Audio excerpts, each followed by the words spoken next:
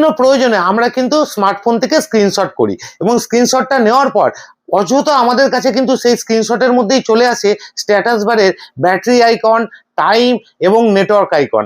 এইসব জিনিসগুলো চলে আসার পরে আমাদের দরকার মতো স্ক্রিনশটটাকে আবার ক্রপ করে অন্য জায়গায় পাঠাতে হয় অথবা নিজেদের কাছে সেভ রাখতে হয়।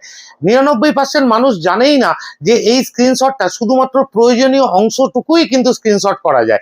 এই ভিডিওতে আমি দেখিয়ে দেবো কিভাবে শুধুমাত্র দরকারি অংশটুকুই আপনারা স্ক্রিনশট করতে পারবেন। বাকি নোটিফিকেশন বারে যে আইকনগুলো আছে সেগুলো কিন্তু স্ক্রিনশটের মধ্যে আর দেখা যাবে না। দেখুন আমার ভিডিওটা, যদি ভালো লাগে অবশ্যই লাইক করবেন, শেয়ারও করবেন এবং আরো এরকম ইনফরমেটিভ ভিডিও পেতে আমাকে ফলো করুন। দেখুন, প্রথমে স্মার্টফোনের সেটিংসটাকে ওপেন করবেন, তারপর ওখানে সার্চ অপশনে গিয়ে টাইপ করবেন স্ক্রিনশট। স্ক্রিনশট টাইপ করবার পরে দেখবেন আপনার কাছে যে ইন্টারফেসটা আসবে সেটা স্ক্রিনশট অ্যান্ড স্ক্রিন রেকর্ডিং। কিন্তু অনেক স্মার্টফোনে কিন্তু শুধু স্ক্রিনশট বলেও আসতে পারে, বিভিন্ন ব্র্যান্ডে বিভিন্ন রকম আসে। যাই হোক, এখানে দেখালাম স্যামসাং মোবাইল দিয়ে।